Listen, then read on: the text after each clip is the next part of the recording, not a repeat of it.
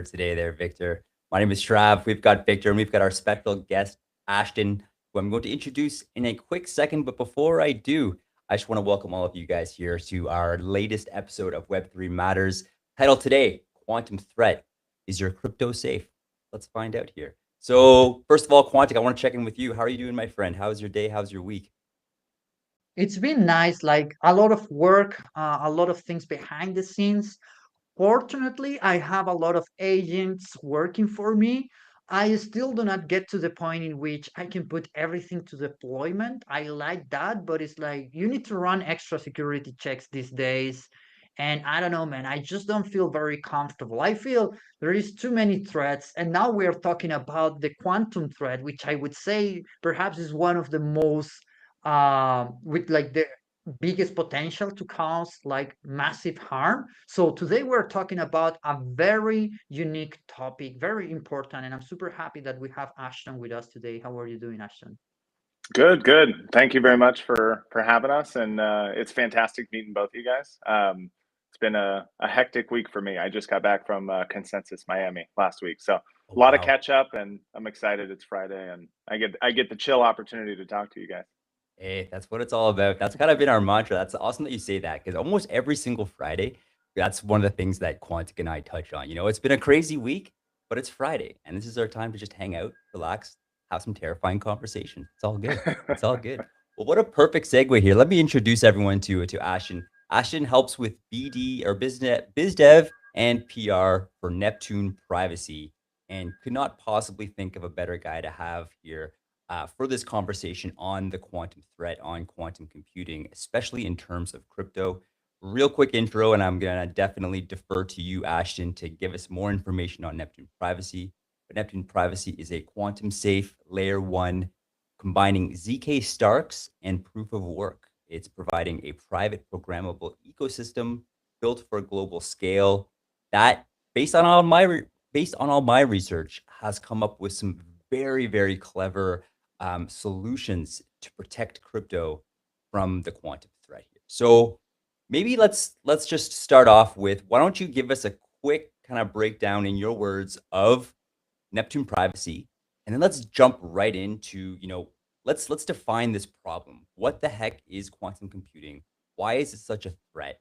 And why should anyone in crypto right now be aware of this? Because there's some massive gaps and some massive holes that absolutely need to be figured out before Q Day, which is the day quantum computing actually becomes reality here. So, Ashton, start us off with briefing us on Neptune Privacy.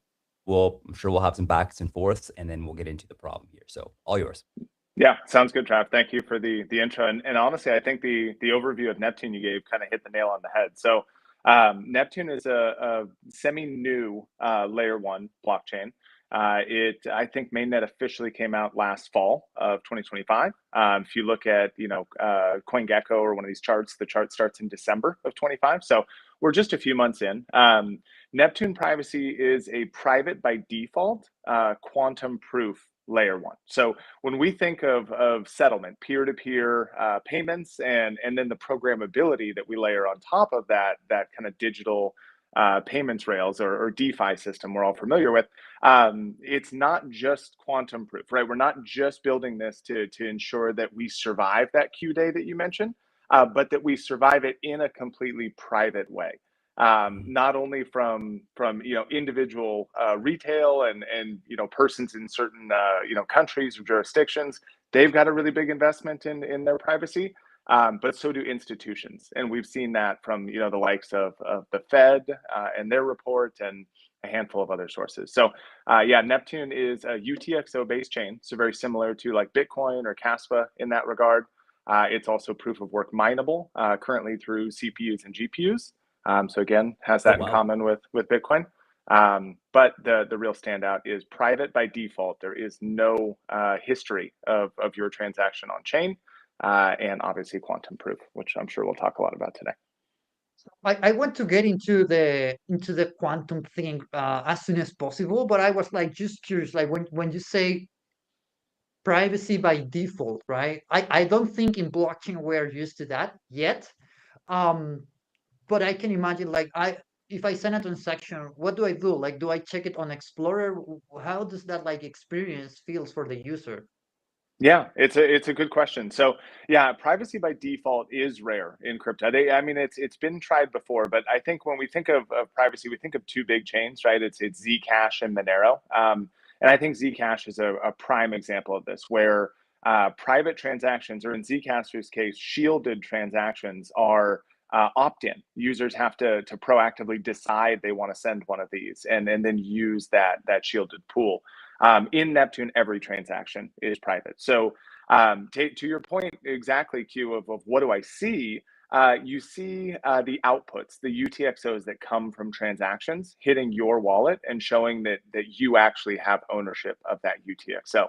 But on chain, there, in an Explorer, for example, all you can really see is that a transaction happened, the timestamp of that transaction, and that a fee was paid.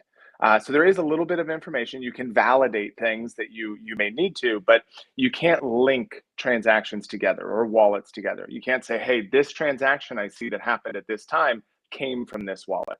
That's actually mathematically impossible on Neptune.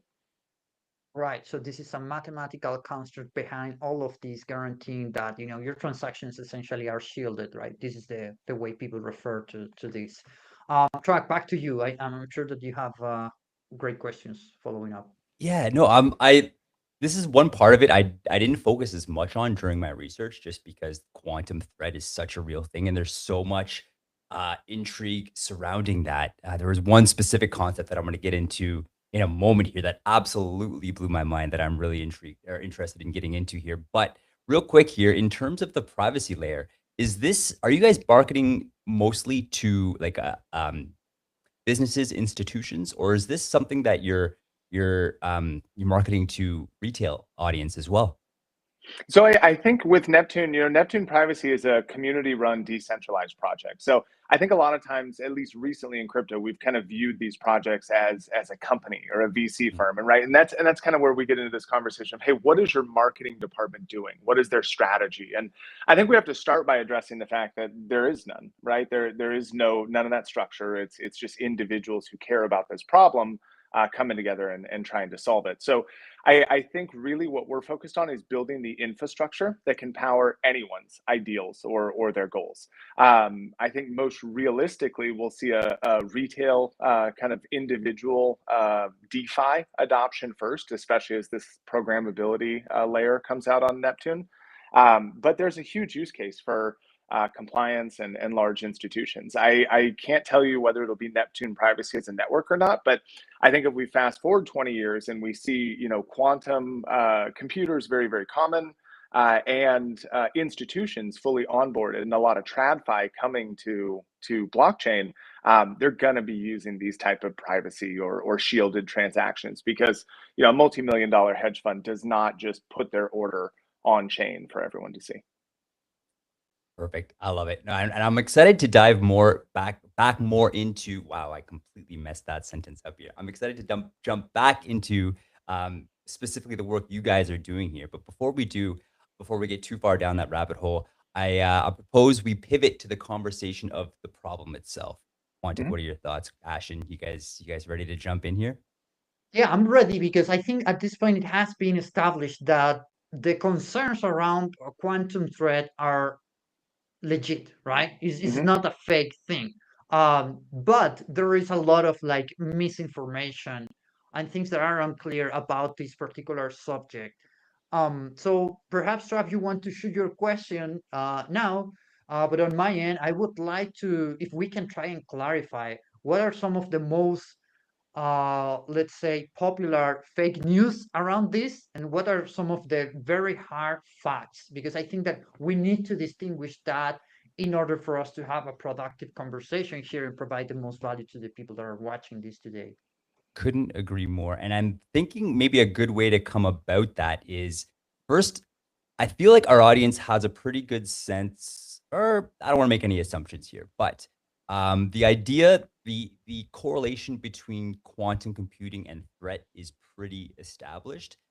I want to start by talking about the timeline. So I know a lot of people are thinking right now that quantum computers are a 2040 problem.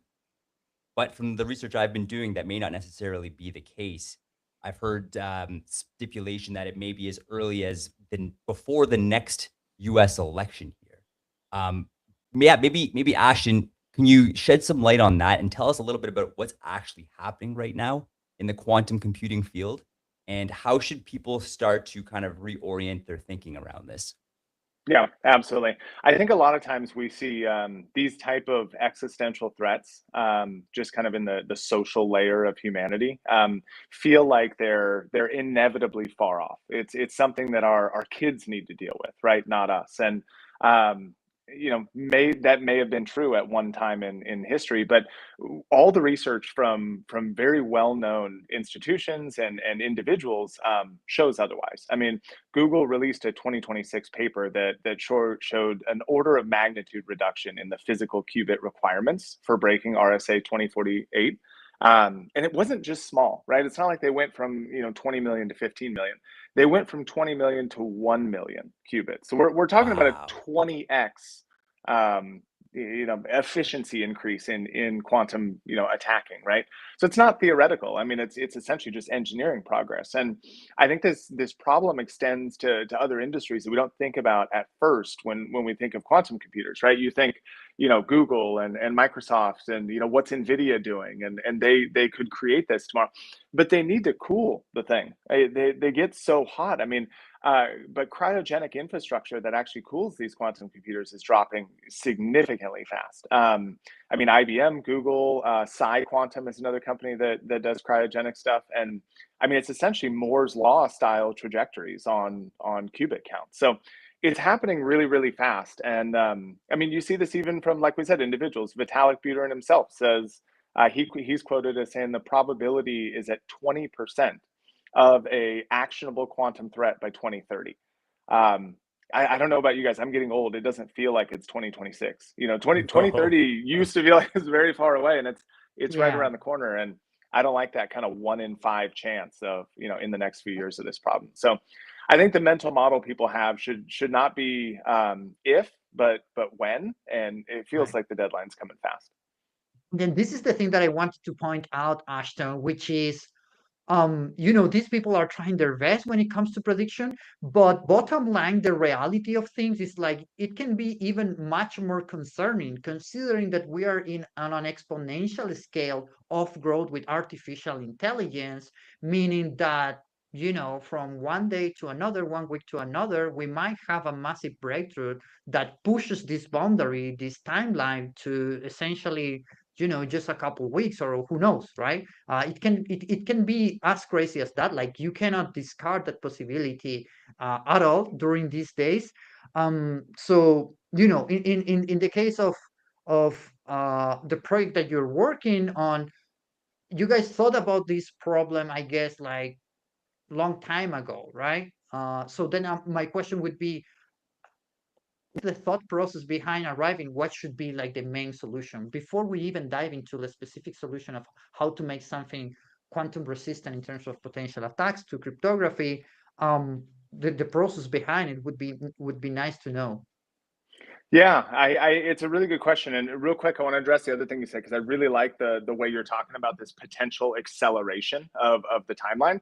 I think about it as the inverse of navigation in my car, Right. right? When I'm driving, I'm in Southern California. When I'm driving through LA and I pop in a place, it tells me 40 minutes, but as I get halfway there, it's now another 35 minutes, and I'm just hitting Yeah. more and more traffic as an extending, right? So the problem is we don't know what we don't know, and that could accelerate the timeline, which we're already seeing, right? Google themselves are saying, "Hey, 20 million, now it's 1 million. We didn't realize we could do this. Now we can. So off to the races we go." Right.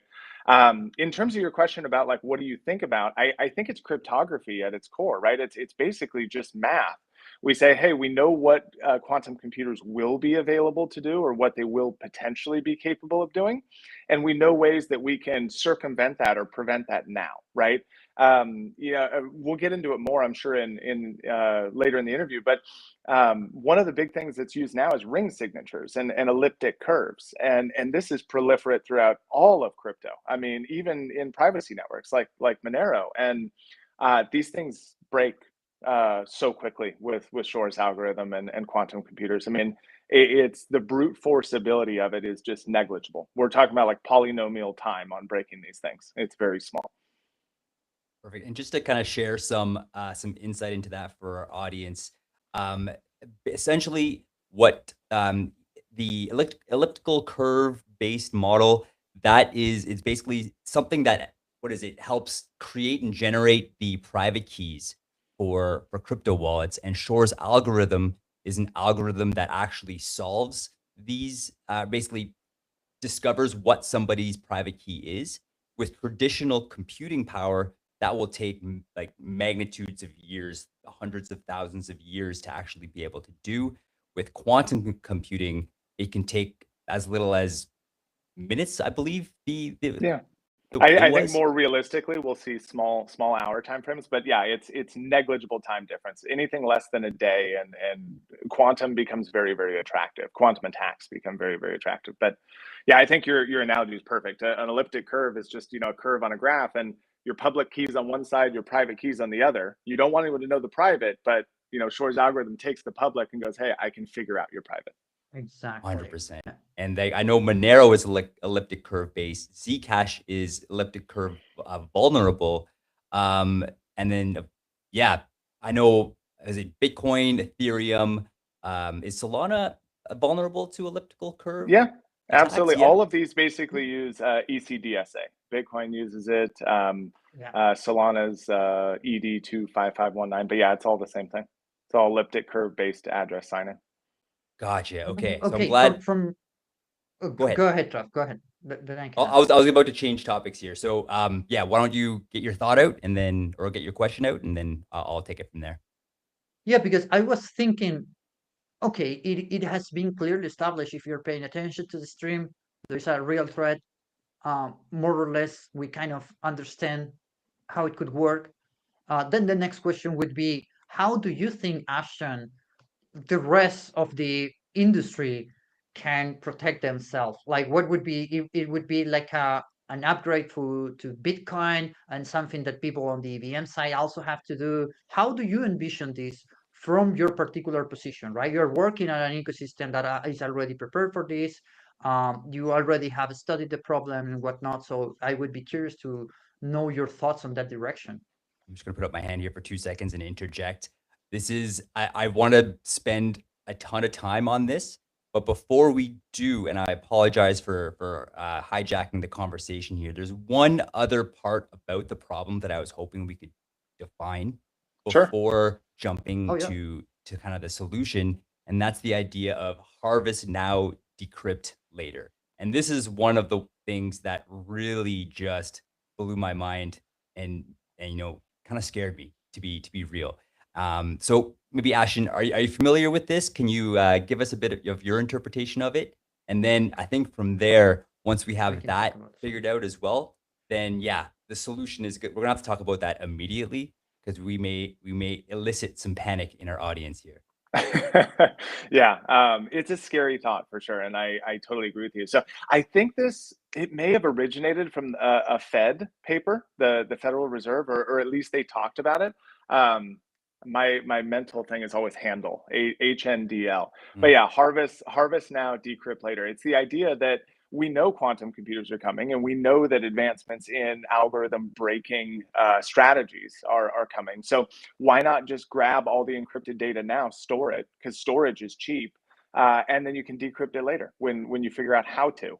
And it's scary, right? I mean, I'm based in the U.S., so we've had our run-ins with the NSA over the last decade and Snowden and all this, but they have a program that's called Bull Run, which is really weird that it's called Bull Run. Maybe I got to get my tinfoil hat off, but they're already doing this for regular traditional encrypted internet traffic, right? We use like SSL and HTTPS, and it's all encrypted, and they're just like grabbing it, hanging on to it for later because they know they'll be able to decrypt it and see what it says eventually. That is wild. And apparently there's a stat that approximately 25% of the Bitcoin supply is in addresses that already expose public keys. Can you walk us through why that matters and whether holders can do anything about it themselves? Yeah, for sure. So I'd argue that the vast majority of Bitcoin it has has had their public key exposed one way or another. So some of the early Bitcoin address types had the public key either as the address or embedded in the address itself. I think Taproot is a good example of this, where your public key is part of your address.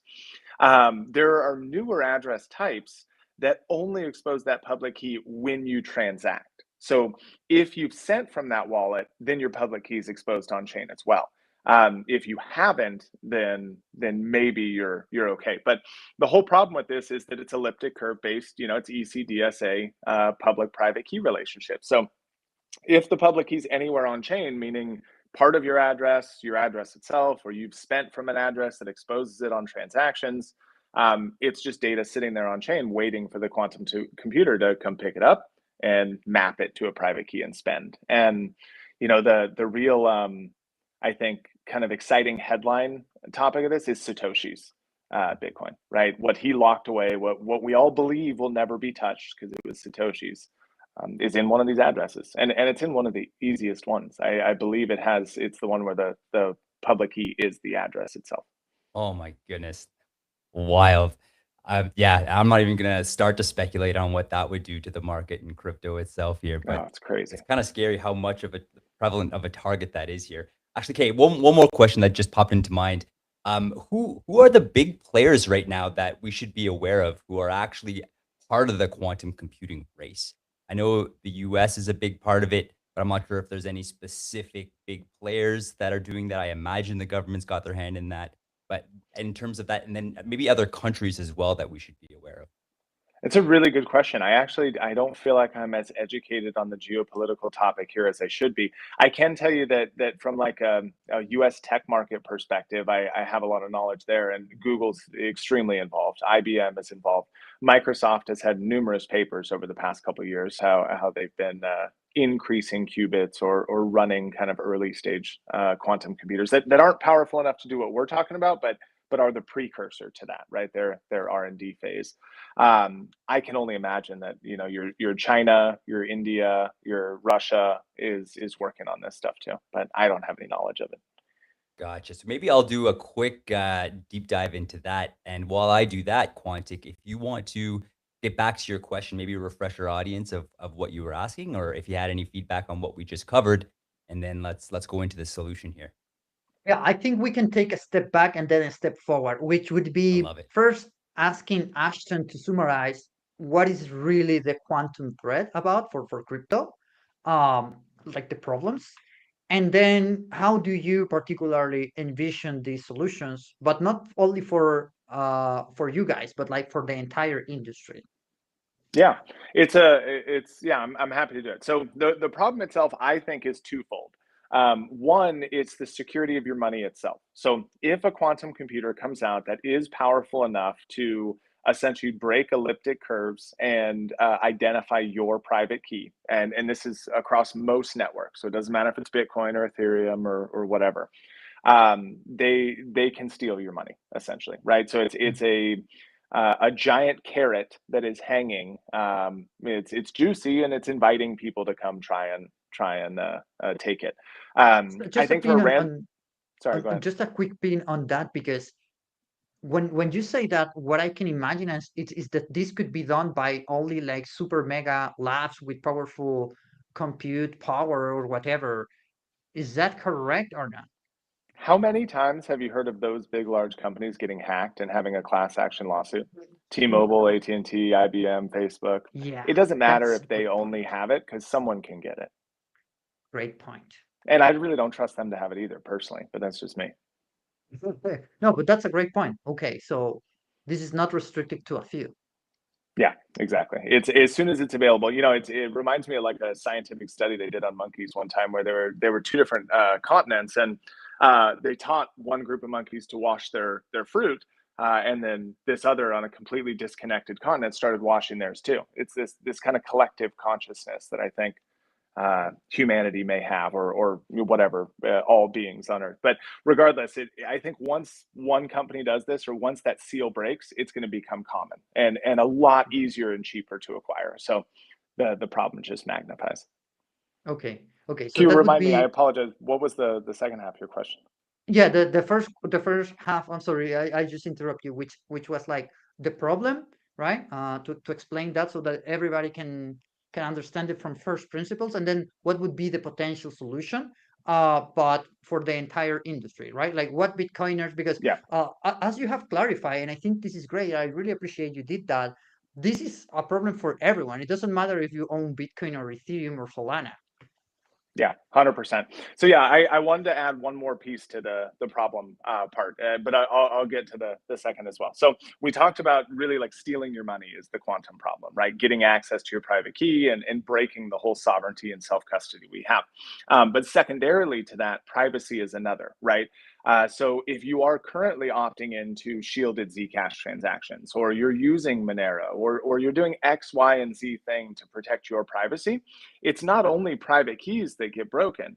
Maybe your private key is safe. Maybe you get lucky and you don't get attacked. But the privacy of that entire network, all the anonymity you relied on, is most certainly broken. It doesn't matter if they get access to your wallet or not. Just the Explorer on-chain data from large chain analysis firms with access to a computer like this will be able to break down all that privacy history as well. So I think that's another part of the problem we don't talk about often enough, that is kind of a sub problem or a subtopic of the quantum resistance issue. So to your other point of how do we solve this, it's extremely difficult, and I think the less ossified your ecosystem is, the better suited you are to solve it. So and when I say this ossified ecosystem, it's the nimbleness. How aligned is your community? How nimble are your developers? How quickly can you make a change that is significant, and actually get the entire community or the vast majority of it to buy in and support? Right? Anytime with Bitcoin, we've seen over years that the smallest argument turns into a years long Yes. debate and usually dies and never gets implemented.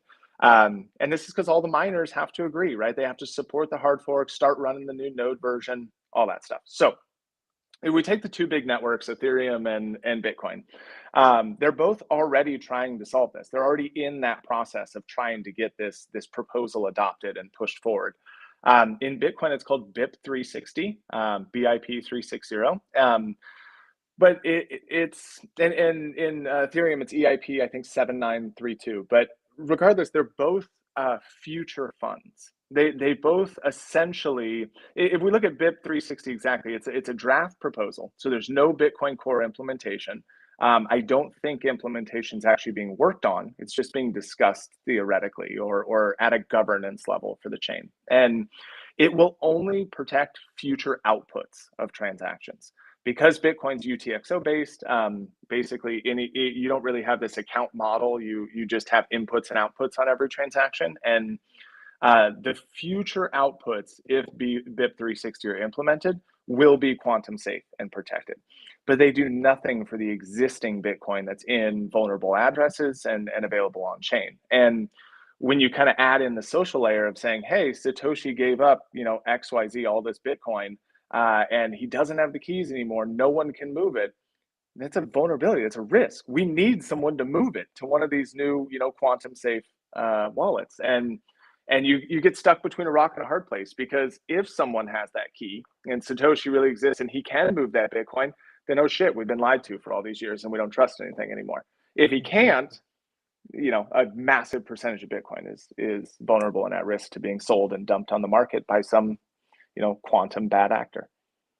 Yeah, but this is where the rumors start um creating noise, perhaps, which is like I've heard people saying, yeah, if something like that were to happen with Satoshi's wallet, before that you could freeze the funds, or the developers could do that and whatnot. And I'm like, dude, I don't know about that, I don't know if there is any solution. Probably, obviously, they have discussed this in the Bitcoin Yeah. community, right?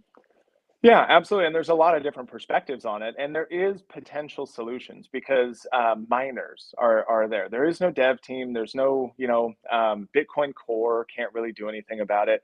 But the miners can agree with whatever Bitcoin Core's solution is, or, the solution they come up with themselves. But you've got to get 51% of Bitcoin miners to agree and implement that. And that in and of itself, it might be as hard as quantum proofing something. Mm, Wild. understood.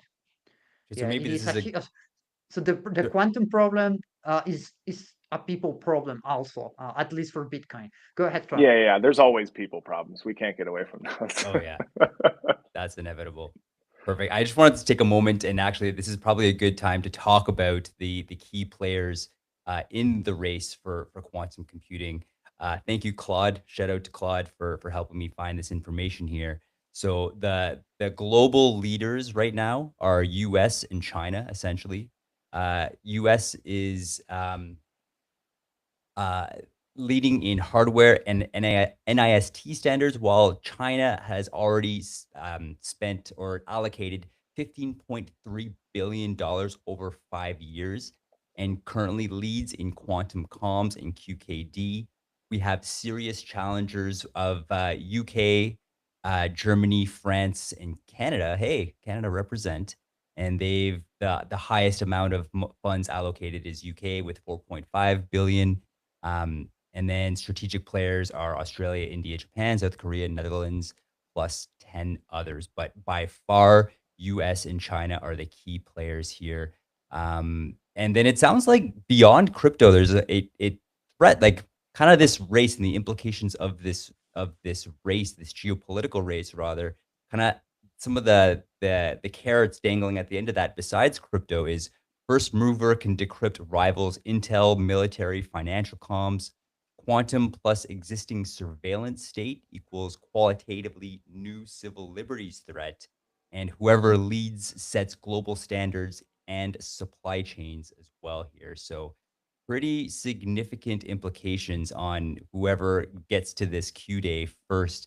And yeah, kind of making things a little bit scary again. So maybe Yeah, but it's I'll necessarily so, right? Because when you think about yes, all those other things, the military, the TradFi systems, the supply chain, it's not just crypto. Someone could easily come and say, well, why would a company put all this effort into breaking Bitcoin? We love Bitcoin. Let's just hope everything's cupcakes and rainbows and people are nice, right?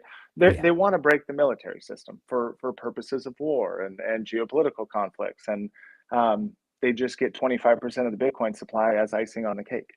yeah, icing on the cake. Exactly, exactly.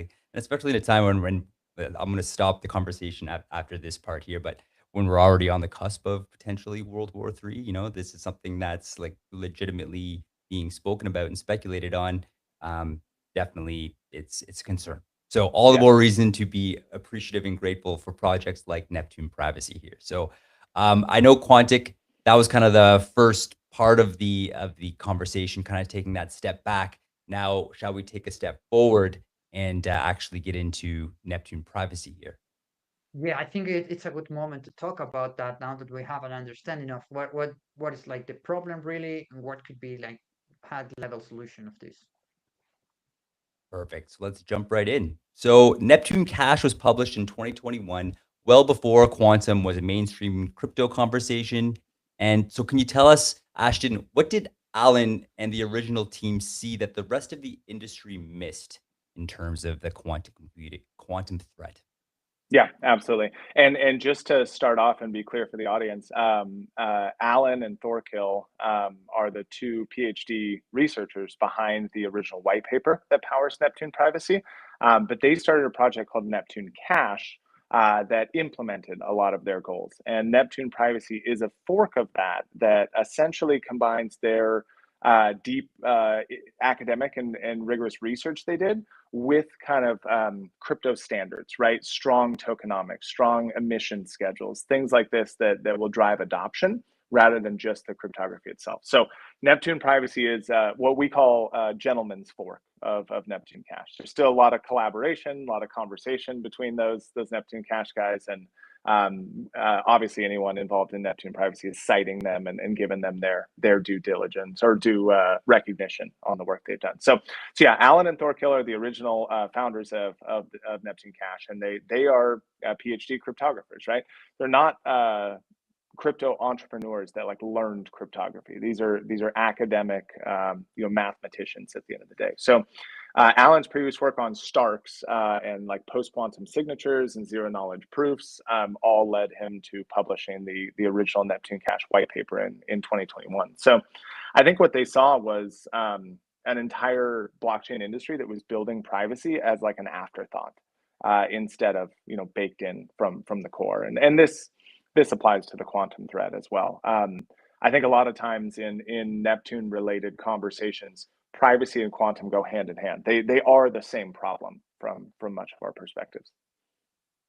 No, that I believe it was Alan because I back before Neptune Privacy, I had the privilege of hosting a space.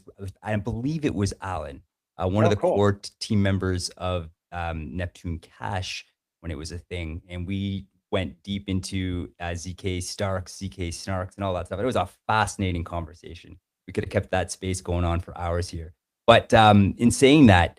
I guess I am just saying that because, you know, brilliant team, brilliant guys here. And it makes sense that that is how the approach to quantum computing and the threat to crypto would have come about. You know, someone Yeah. who's here primarily for the cryptographic um, components first, and then kind of related that to crypto after kind of realizing what it is secondarily here. So maybe a logical next step would be to talk about ZK Starks and ZK Snarks. And I know ZK Snarks, for example, that's something that's already pretty prevalent with Zcash. But as Mhm. we've already learned, Zcash is not immune to the quantum threat.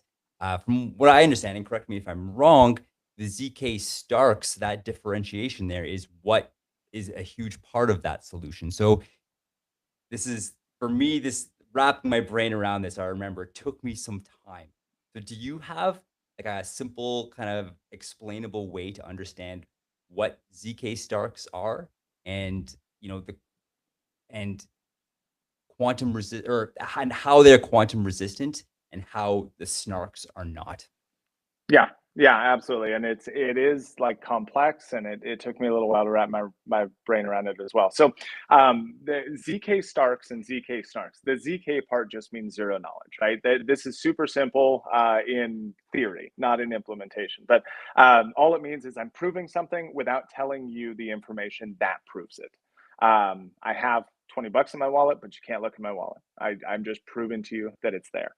The difference between snarks and starks are more complex and difficult, and this is where I think the quantum risk really comes in. So snarks with an N is what Zcash uses, and they rely on elliptic curve pairings. So very similar to the ECDSA Bitcoin problem or you know the ETH problem. It's basically just an elliptic curve pairing that can be broken by Shor's algorithm. Starks use collision resistant hash functions. So they never overlap, they never collide with each other, but they are hash functions. Quantum breaks elliptic curves. Quantum doesn't break hash functions. Makes a ton of sense. Makes a ton of sense. And it really, I guess it would be as simple as that here. So the hashing mining is also safe because of hashing, and that's immune to the quantum threat here. So Exactly. that's okay. So that's it. Basically, is basically as simple as that. ZK Snark is still not invulnerable to the quantum threat because they use the elliptical curve, even though it's a bit more complex than simply just having the elliptical curve component to it. Whereas ZK Starks doesn't use that at all. It uses the hashing here. So before I move into my next question here, Quantic, any questions or any thoughts on that? Because I know way back when we had a space on zero knowledge, and like we literally spent the entire hour trying to teach me how how to wrap my brain around it, and it was like banging my head against the wall. But finally, I think in the end, I kind of got it. But anyways, Quantic, any thoughts on this or any follow up questions? Um, I'm thinking because I have to decide how deep can I go and you know considering the time constraints and everything. Um, I guess just to reiterate this point, Ashton, between the relationship between privacy and the quantum threat, because in privacy, you know, you have a bunch of other things. You also have like TEs, for instance. Hmm. So you know, you can think about multiple directions. That's what I'm trying to say. So perhaps explaining again the correlation between the security issues of the quantum threat and you know privacy. Yeah, so the quantum threat in its biggest form is, can you get my private key and take my money? And privacy solves an adjacent problem to that I think is similar in pattern, not in technical implementation, but in pattern. If every one of my transactions is on chain and you see what wallet address is mine, you can simply $5 wrench attack me and skip the whole quantum problem altogether. You can go buy one at Home Depot, come to my house, and beat me over the head with it till I give you my private key. And $5 wrench. That's hilarious. yeah, so it's that easy, right? I mean, they are the same problem. Is my information protected? One's digital, one's analog. It's kind of the same problem. But I think that the pairing of that gets deeper when you start looking at chains or transactions that are intentionally private, Right. because they become unintentionally unprivate after the quantum day. Brilliant. Super clear. I Hopefully, think hopefully I we're said that gonna right and put it that. makes sense. No, yeah, that was perfect. We're gonna have the perfect short clip afterwards. So thank you. Excellent. So ZK Starks is only part of the solution to protect crypto and transactions from the quantum threat here. The other part, from what I understand, is mutator sets, and this is the part that nobody else has. So can you give us the analogy version of what a mutator set is? So what's it actually doing that ring signatures and nullifiers and other projects can't do? Yeah, absolutely. So this is on the privacy side of Neptune rather than quantum resistance. And I think comparing them to Zcash and Monero is probably the easiest. So Monero is very straightforward. A ring signatures is how they create privacy. And essentially, when you spend on Monero, you mix your coins with 15 other randomly picked decoys, other transactions. And anyone watching has essentially a 1 in 16 chance of identifying you just by random guessing. It's probabilistic privacy with a very small anonymity set. It works for a lot of cases, but high powered chain analysis firms are going to be able to narrow that 16 down to 2 or 3, because you've interacted with them before, or there's some sort of on chain history that links these two. And then once quantum computers get here, it's very, very simple to take all that data and process it and spit out something that's pretty much guaranteed to break the privacy. Zcash is nullifiers. So, and we should say that Zcash is nullifiers when you opt into shielded transactions. Much of the Zcash network, most of it is unshielded and just no different than Ethereum or Bitcoin in the privacy sense. But when you are using shielded transactions, you publish a unique nullifier proving that you have coin without revealing which coin. So the anonymity set there, instead of 16, like in Monero, it's the entire shielded pool. All the transactions on Zcash that are opting into shielded private transactions become your anonymity set. You become one in this large group. And I think this builds perfectly into Neptune because a mutator set in Neptune is every single UTXO that's ever existed on the chain. Instead of just an opt-in pool, like in Zcash, or instead of a 16 decoys in Moneros, every single UTXO or every single transaction, if you think about it loosely like that, is mathematically indistinguishable from every other coin. So the mutator set on Neptune is like, I send a transaction, my outputs, maybe one goes to Q, one goes to Trav. So I've got 2 outputs in my transaction. I've got a third one because I've got to send myself the change so I don't lose my whole wallet balance, right? So I'm going to have 3 UTXO outputs, and they're all going to go in a giant blender with every other UTXO that exists on the Neptune chain. They'll get mixed up. One of them will get spit out and sent to each of you. Wow. Okay. That's brilliant. That's so what I love about these is that it's the solution concept is so simple. But what makes it so safe and secure is that, you know, it the complexity of it is what keeps it safe. So I don't know. I love ideas like that. Like such a simple concept. The execution is so complex that it works. It works. So Yeah. any thoughts on mutator sets before we keep this conversation going? No, it's I've never heard of it before. I have to be honest. But it sounds like an amazing idea. I wonder why uh there are no other protocols that are implementing this. Yeah, and actually, I just on crypto news during my research, I came across a headline just from the beginning of May, actually, May 2nd, from crypto news. It says Neptune built what Monero hasn't. Should investors care? And the answer essentially is yes. So I just congrats on this article here. It really does a great job in highlighting, what Neptune privacy does, and that it is actually a viable solution to all this stuff here. So that's awesome.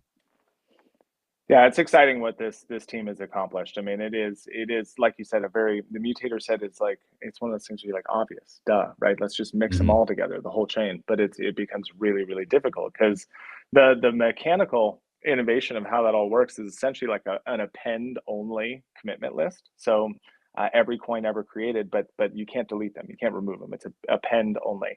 And then there's a sliding window Bloom filter, which is every coin ever spent. So you don't have to spend the coins you own. You just have to spend the quantity you're allowed to spend. Wow. So cool. Okay. So you know what, guys? Let's just take a quick pause here.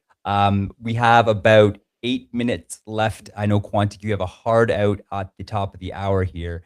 So I just want to make sure that we cover everything that we were hoping to. We're definitely not going to get the opportunity to get to all the questions here. So Ashton, I'm going to defer to you.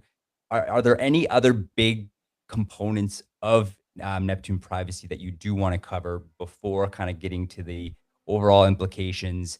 How our audience can like truly benefit and get involved with all of this. Yeah, absolutely. So most of what we've talked about today is the Neptune layer one. We call it the settlement layer in most cases because there's not a lot of programmability. There is a Triton VM there that you can do some kind of cool things on. You can kind of think that layer one VM, Triton VM, as like an if this then that on UTXOs. So you can say, hey, I need a multi-sig or I need a vesting schedule. You can't spend these until X blocks have passed. These type of things. You can't do DeFi or lending and borrowing or treasury management or payroll or any of this type of stuff. So the team actually forked and continued developing the Maiden VM, which is a very big project that is deploying on Polygon.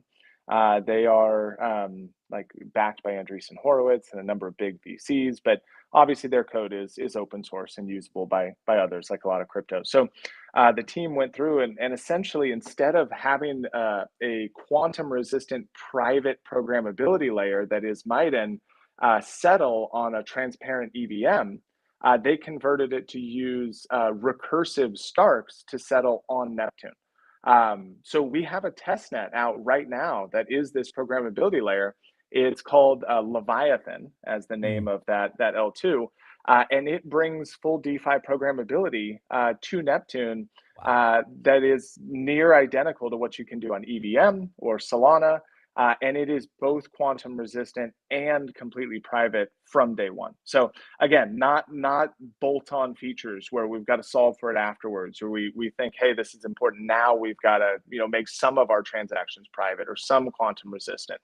What we're seeing is this L1 that started as simply just moving value back and forth, a settlement layer, to now settling state changes in smart contracts on the L2 that allow full private DeFi. So you start thinking about like MEV and sandwich attacks and front running and all of these problems that happen in programmability layers like EVM.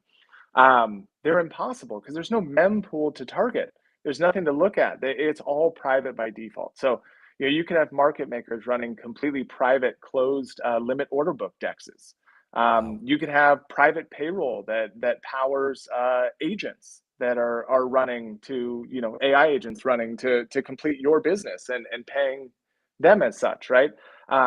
There's a lot of novel things we haven't even really thought of that people can do yet that I'm sure these smart people will think of and build. But basically anything that you can do on EVM now or on Solana now, you'll be able to do in a quantum resistant and completely, privacy by default way on the Leviathan L2 on Neptune's greater ecosystem. So I think we haven't seen a lot of conversation about this, and it kind of naturally doesn't really make its way into these interviews as like the primary topic because it just came out a couple weeks ago and it's just in testnet. But I think this is the most exciting thing, right? The L1 quantum resistant privacy problem has been solved, and it's called Neptune privacy. Wow. Private DeFi is still yet to be seen, and it's coming very quick. I think we'll likely see a mainnet in weeks, not months. That's incredibly exciting. What a powerful sentiment to drop near the end of this conversation here. I'm a DeFi junkie at heart. I know a ton of our audience here is like into DeFi since day one here. So that's huge. That's really exciting here. And I'm really I'd love to kind of get back in touch with you guys later on down the line to kind of see what the updates are with that and to to stick along for the ride. I know Yeah, for absolutely. that definitely solves a ton of problems that we currently see in DeFi and almost legitimizes it in a way where it could be ready for, mass adoption. But that's a whole other topic of conversation here. Quantic, you've got 3 minutes left here before you need to go. I'm Yeah. gonna send the mic to you here to share your final Thank you. thoughts. Yeah, I just want to ask one final question before I have to drop. It's been a pleasure. I hope we can catch up in the future again. I think there is a lot to cover in more details. But my question to you would be, how do you think this actually plays out in the end, right? Because okay, you have the solution of Neptune that you guys have been working. You have all the issues with the Bitcoiners. Then you have the EVM ecosystem with Ethereum, the quantum thread that you don't even know, like the timeline is very hard. So how do you think all of this plays out from your perspective? I think we're gonna see Satoshi's coins move from that wallet before we realize that Quantum Day or Q Day is here. I think that will be one of the notifying factors, will be that Satoshi's coins have moved from his wallet, and there's a mass panic of why, where, who did it. Yeah. And then we're gonna realize that day that we've been debating is here. Wait. And But it's just too late. just one point on that. The reason it would move, would it be because of what exactly? Because a quantum computer that's sufficiently powerful enough exists and has targeted Satoshi's wallet and found his private key. Oh, Oh and my then goodness. but it is not because Satoshi realized this is coming and decided to move. It's possible, but that would mean that the entire basis of what we believe about Bitcoin and its founder is false. And I Yeah, refuse to accept that now. I would rather the quantum problem happen. makes sense. That is a solid take on that, actually. That is fascinating here. Quantic, yeah, sorry. Carry on. You're out of here soon. So That was my final question. Like, how does it play out for the entire crypto industry? So, okay, we have a big movement on the Satoshi side, and then what? Chickens with their head cut off. Everyone's running around like crazy trying to put out the fire. There'll be certain chains and certain ecosystems that sit back and put their feet up and kind of just like, well, we told you. I see Neptune privacy as one of those personally. Not financial advice, no promises, but that's what I believe. But I think just as humans, we don't care about problems enough until they hurt us, and after they hurt you, it's a little bit too late. So. Um, I think there are going to be teams that position well. I think there's going to be people in communities who yell and scream and say, "Hey, we need something like BIP360, and then all of you need to move your coins so they're safe." And I wish luck to those people. I hope they're successful, and I hope their voices get heard. But history tells us they likely won't. mm, people like to live with their head in the sand. That is for sure. Yeah. Excellent. Perfect, Quantic. Been a pleasure as always, my friend. Here, we'll wrap up the conversation in a quick second here. But yeah, Quantic, we'll touch base after the conversation here, and I'll keep you posted Tune. on everything here. Thank you, Very good guys. meeting you, man. Take care. Thank you for the time. Pleasure to meet you. Bye. Take care, Quantic. Perfect. So Ashton here. Yeah, we'll wrap this up here. But I would love to give you the opportunity to share with our audience, ways that they can get involved with this if they're interested in learning more, if they'd like to participate. Um, I know. Did you say that the mining is actually it's working? It's in use. Yeah. Like people can participate in that as well. Maybe let us know how people can get involved with that. And yeah, just take it away. Yeah, absolutely. So it's GPU mineable. So you know any graphics card is fine. Kind of latest versions are preferred or more productive in mining. But you know Hive OS on your 5 or 6 or 12 card GPU rig or just one in your gaming PC, all of these work. You can find more detail about Neptune and how to mine and tokenomics and how to get involved all at neptune.io. That's the website. GitHub is all public and open source and available for you to contribute to. You can just open up a PR and actually see your code in what drives Neptune. Project is a Neptune privacy on GitHub. There's no punctuation there. The main L1 code is the repo is called XNT Core. So that's there. Discord, we're really active in. Telegram, I think, is the largest community. Again, everything is just Neptune privacy, no punctuation. So you'll see us on X at Neptune privacy, on Telegram at Neptune privacy. And yeah, I mean, there's a mobile wallet that is available in iOS and Android. So you can go to the App Store and download that if you want, simple, easy way to get involved. It's listed on both SafeTrade and MEXC. So XNT is the native gas token. And what's cool is it's the native gas token, not just for Neptune as an L1, but for Leviathan as an L2 as well. They built in recursive Stark. So there's one-to-one, there's no new token. You simply just move it over and use it as gas there in a mathematical powered bridge. So yeah, I mean, come get involved. It's a community run project. There's a lot of people involved. We always need help with everything from like graphics and marketing to dev support to business development stuff. Yeah, I think Neptune.io or at Neptune Privacy on X is a good starting point. Great place to go. And I know there's a ton of information out there already, which I commend you guys for. You know, research on your work and your products was very, very easy. I appreciate your transparency here. And maybe to wrap this up here, Ashton, actually, let me double check here. Do you have time for one more question, or Yeah, what's your I'm not timeline? on a huge rush. It's fine. Perfect. So, essentially, for the last couple of months, we've been on a huge AI and AI agent kick here at Web3 Matters. So, you already kind of alluded to this and to some of the possibilities of incorporating AI agents with Neptune here.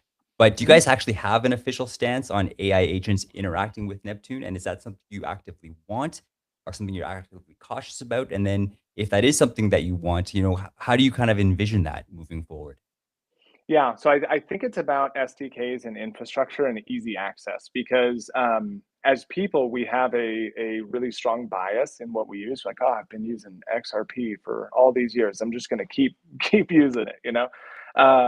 And that's fine. But an AI agent comes to a chain and goes, what's the best one for the task? And can I access it? Is it easy? Do I have the skills and information that I need to do it? So I think building those things is really, really important for any chain.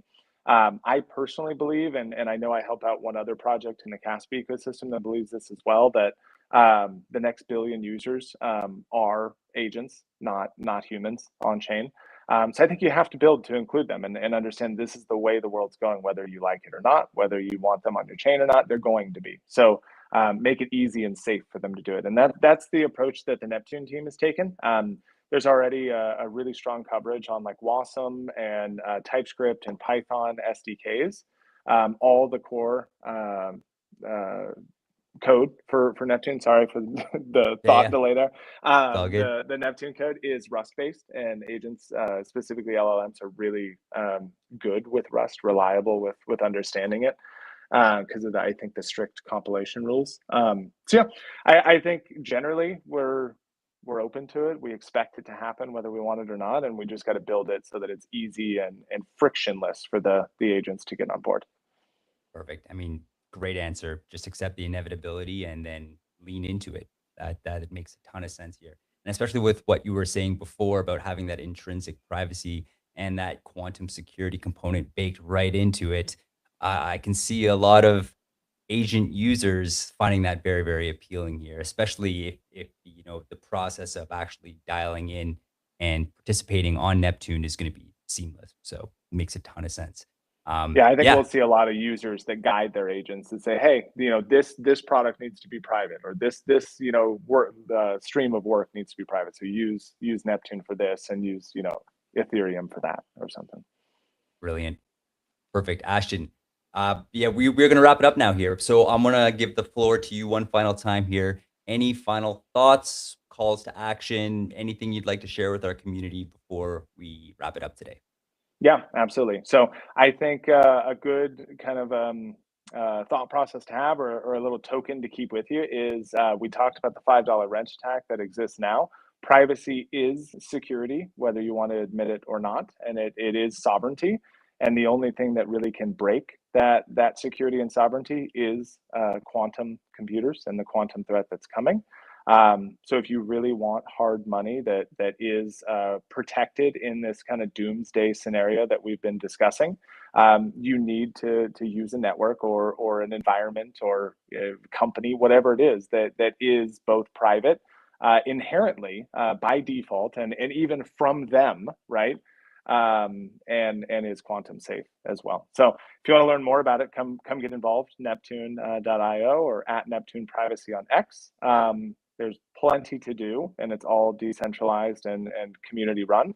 I don't own the project. I don't have any type of ownership. I've contributed 0 code to this. I just love talking about it, and I feel like I have a good understanding. So I help out where I can, and other people will have different skill sets. So just come tell us what your skill set is, and we'll give you work to do.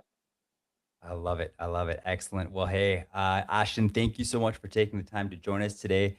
What a fantastic conversation. I'm going to thoroughly enjoy watching this back here and making clips for our audience. And then, what a roller coaster as well. Going from all of the potential threats, all of the legitimate threats that quantum computing will pose to our society and to our crypto, but then also kind of tapering off here with solutions specifically to crypto. But if I can take a moment and share here, I think what's reassuring to me is that even though Q Day is potentially here as early as 2 years, what I am reassured by is the fact of human ingenuity is also here looking for solutions, and you guys have absolutely proven that with Neptune Privacy here. So if there are people out here like yourselves who are working on these types of solutions, I imagine and hope that there are people out there doing the same thing for all of these other geopolitical threats here as well. So yeah, Ashton, really appreciate your time. To our audience, thank you guys so much for joining us today. We have pushing or well over 150 viewers on all of our platforms right now here. So really appreciate you guys taking the time. If you guys have any questions, any thoughts you'd like to share, definitely engage in the comments. We are always watching them. We are always engaging with them. And we just appreciate every single one of you guys for who you are and getting us to where we are today here. So with that, stay tuned for next week for our next conversation. Likely we'll be back to AI. But yes, Ashton, look forward to our next conversation if you guys will have us here, and wishing you all the best. And thank you very much, Trav. It was a hell of a good time. Great conversation. So yeah, enjoy. Happy to hear, my friend. This is what we strive for. So yes, everyone have a wonderful weekend.